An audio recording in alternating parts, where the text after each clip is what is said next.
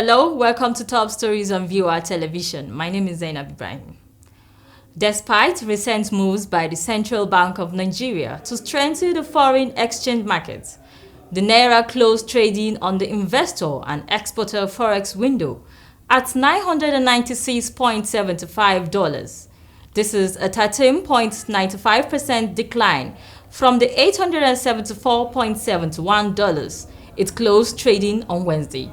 So far, the Naira has lost 27.75% of its value since opening this week at $780.23, according to details on FMDQ OTC securities agents.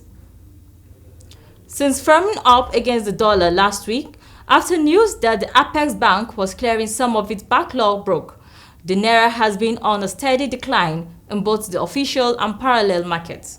So far, the Naira has lost about 40% of its value in 2023, earning the tag of one of the worst performing African currencies from the World Bank. The federal government berated the organized labor over the strike it declared in Imo State and its planned nationwide strike scheduled for November 14 because of the physical attack on the president of the Nigeria Labour Congress, Joe Ajero, in Owerri, the state's capital. The Minister of Aviation and Aerospace Development, Festus Keyamo San, admonished the NLC and the Trade Union Congress against politicizing Ajero's alleged maltreatment, warning that politics might destroy the labor movement in the country. Commercial activities in border communities of Katsina, Sokoto, Borno, and Zamfara State have collapsed following the decision of the federal government to close all the country's borders with the Niger Republic in the wake of the military takeover of power in the Francophone country on August 3rd.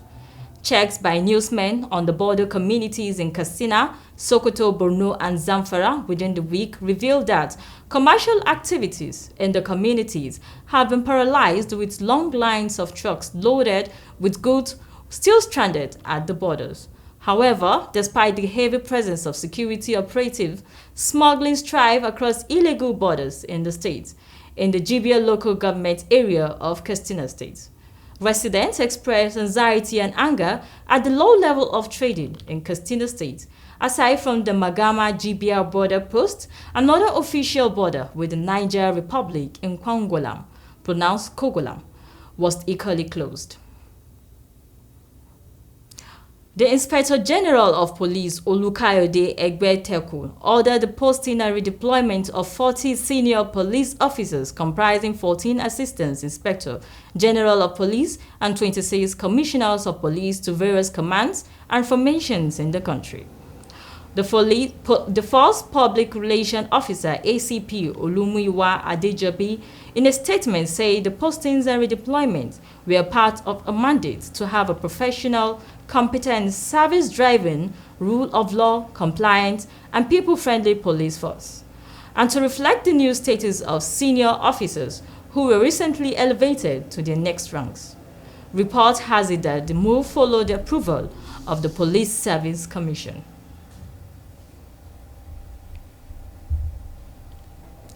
The federal government recently agreed wage with the Labour Congress salaries to federal workers, and other non-debt recurrent costs are expected to go up 7.76 trillion naira in 2023. This is based on data from the initial 2023 budget and recently signed 2023 supplementary budgets. The country's central government recently approved a 2.18 trillion naira budget to augment new expenses, including an agreed wage reward for workers due to the removal of fuel subsidy. When the budget was announced, the Minister of Budget and Economic Planning, Abubakar Bagudu, noted that 605 billion naira has been earmarked for national defense, while 210 billion naira will cover the payment of wage awards.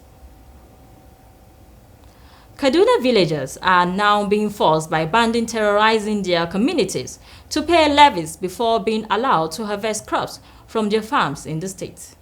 The affected farmers were from Kidadan and Galadima villages, while those from Angula, Falau, and Kerawa villages were constantly harassed and kidnapped while working on their farms.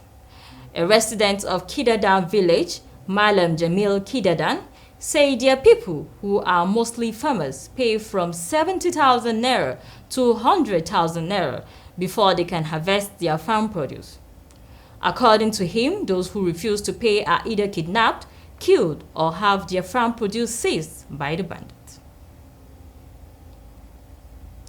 Some persons plan to wear army camouflage to disrupt elections. The military high command say it has uncovered a plan by some people to wear military uniforms to disrupt elections in some areas where elections will be held. This is as the military said it has massively deployed for the off-cycle elections on Saturday. The Director, Defense Media Operations, Major General Buba Edward, disclosed this during a press briefing in Abuja. He warned such persons to shelve the plan or face an injurious consequence for such action.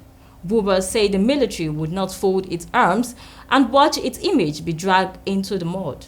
Buba said journalists covering elections in the three states will be briefed on how to identify such people and other safety measures. Ahead of Saturday's governorship elections in Kogi, Imo, and Bayelsa states, the Independent National Electoral Commission (INEC) has cautioned its staff against being partisan, saying the commission is not a political party. INEC chairman Professor Mahmoud Yakubu gave the warning in a message sent out to staff on Thursday night. The INEC boss also disclosed that all election materials, both sensitive and non-sensitive, had been deployed for the polls.